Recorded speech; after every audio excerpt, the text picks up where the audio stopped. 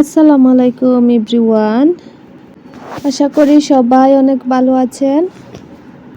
আলহামদুলিল্লাহ আমরা অনেক ভালো আছি আপনাদের সবার দোয়ায়। আজকে সারা দিন কি করলাম আপনাদের সাথে শেয়ার করব। আশা করি আপনারা শেষ পর্যন্ত সাথেই থাকবেন। তো সকাল সকাল নাস্তার জন্য এখানে পরোটা বানিয়েছি, আর সবগুলা তো একসাথে লাগবে না, তাই অনেকগুলাকে একটু হালকা সেক দিয়ে ফ্রিজে রেখে দেব। পরবর্তীতে শুধু তেল দিয়ে ভেজে খেলেই হবে। তো হালকা একটু সেক দিয়ে রেখে দিচ্ছিলাম। তারপর চলে গেলাম দুপুরের রান্না বান্নায়। তো আজকে ভাবলাম মাটির চুলাতে রান্না করব।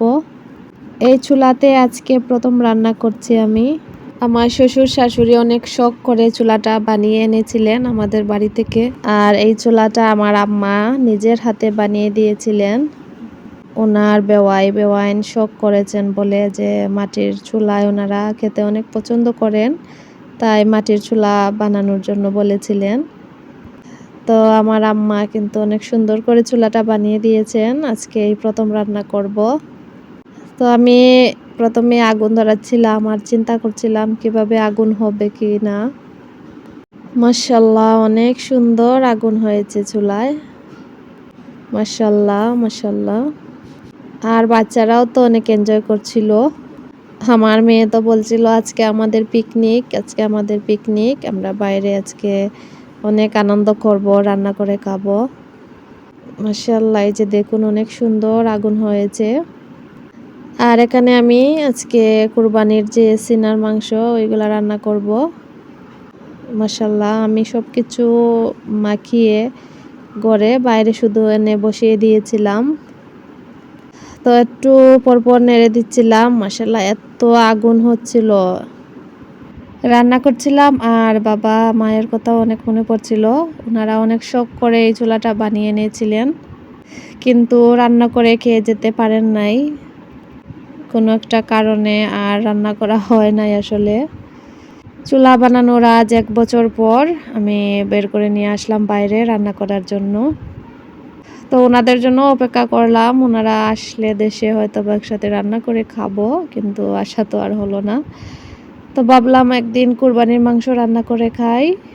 এখানে সিনার মাংস রান্না করছিলাম। মাশাআল্লাহ অনেক মজার ফ্লেভার আসছিল, আর বাইরের দিনটা আজকে অনেক সুন্দর ছিল।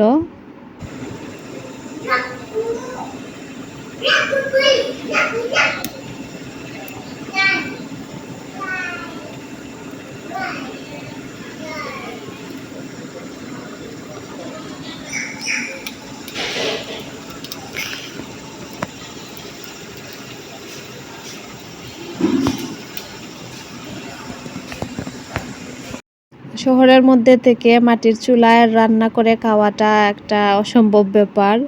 সবাই তো গ্যাসের চুলায় বা ইলেকট্রিক চুলায় রান্না করে খাওয়া হয় শহরে। আর আমারও কিন্তু অনেক ভালো লাগছিল মাটির চুলায় এভাবে রান্না করতে। আমার ছোট বোন এসে নাচছিল, আর বিড়ালটাও এসে দেখছিল। আর রাস্তা দিয়ে মানুষ যাচ্ছিলেন আর বলছিলেন শুধু ধোঁয়া আসছে কোথা থেকে, মাটির চুলায় রান্না করছো নাকি, সবাই বলে যাচ্ছিলেন।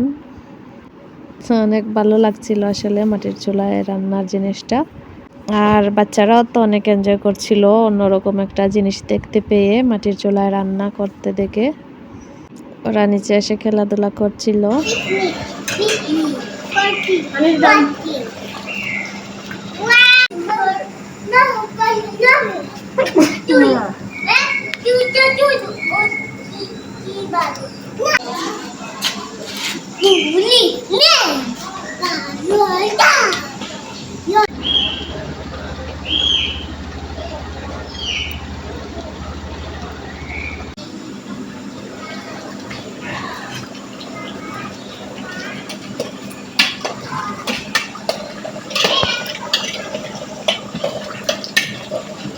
মাংস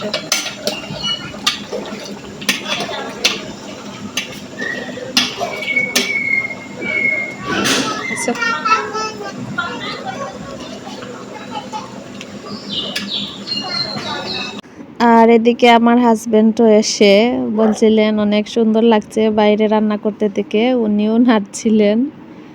আর আমার হাজব্যান্ড কিন্তু অনেক পছন্দ করেন মাটির চুলায় রান্না করা জিনিস। আর এদিকে গাছের কাঁচামরিচ লেবু পাতা নিয়ে আসলাম তরকারিতে দেওয়ার জন্য।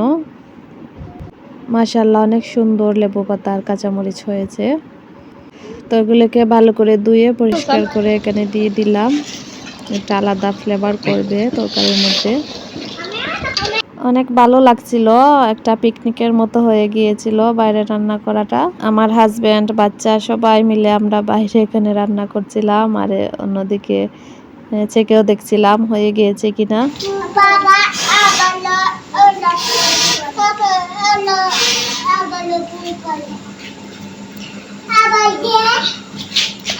পাপা হচ্ছে বাবুর্চি, পাপায় রান্না করছে। পাপাই কি করছে?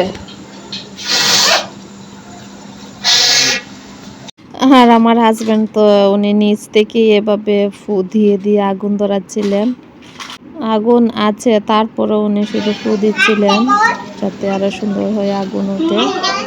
আর বাচ্চারাও দেখছিল। মাশাআল্লাহ। এই তো আমার তরকারি হয়ে গিয়েছে, এখন নামিয়ে ফেলবো। মাশাআল্লাহ, এই তো তরকারির ফাইনাল লুক। আর অনেক মজা হয়েছিল মাশাআল্লাহ। আর এখানে একটু সমোসা বানাবো, তাই মাংসটাকে ফ্রাই করে নিচ্ছিলাম ভালো করে। এত আগুন, একদিকে রান্না করছি অন্যদিকে হয়ে যাচ্ছিল মাশাআল্লাহ। তো মনোরাকে সাথে নিয়ে সমোসাগুলোকে বানালাম। মনোরা এভাবে রুটি বানিয়ে দিচ্ছিল আর আমি অন্যদিকে এই গরুর মাংস ভিতরে দিয়ে আর সমোসা বানিয়ে ফেললাম। অনেক সহজ কিন্তু সমোসা বানানো। যারা পারেন না, আমার চ্যানেলে দেওয়া আছে সমোসা বানানোর একটা ভিডিও, দেখে আসতে পারেন। আর আজকেও দেখালাম, আজকেও শর্টকাট বলে দিচ্ছি। একটা রুটি বানিয়ে মাঝখান দিয়ে কেটে তারপর এভাবে বাছ দিবেন, আমি যেভাবে দিয়েছি একটু ফলো করলে বুঝতে পারবেন। তারপর পরিমাণ মতো মাংস দিয়ে এই এক সাইড থেকে এভাবে লাগিয়ে নেবেন পানি দিয়ে। তারপর এই সাইডটাকে উল্টিয়ে লাগিয়ে নিলেই হয়ে যাবে সমোসা। সমোসার শেপটা অনেক সুন্দর হয়ে উঠবে। এটা ছিল রাত্রের বেলায়। আমার খালা শাশুড়ি আর খালো আসছেন আমাদের বাসায় বেড়াতে, আমাদের দেখতে। মাশাআল্লাহ, এখানে তো খালা অনেক কিছু নিয়ে আসছেন আমাদের জন্য। এখানে বিফ কাবাব ছিল, মাটন বিরিয়ানি ছিল মাশাআল্লাহ। আর মাটন তরকারিও নিয়ে আসছিলেন, সাথে ফান কচু দিয়ে গরুর মাংস রান্না করেছিলেন, এগুলাও নিয়ে আসছিলেন। থ্যাংক ইউ মেজো খালাকে। তো জিনিস নিয়ে আসেন, সব সময় এরকম করেন, আমাদের জন্য রান্না করে নিয়ে আসেন, অনেক আদর করেন আমাদের। আর আমরা রাত্রের বেলায় এইসব দিয়ে খেয়েছিলাম।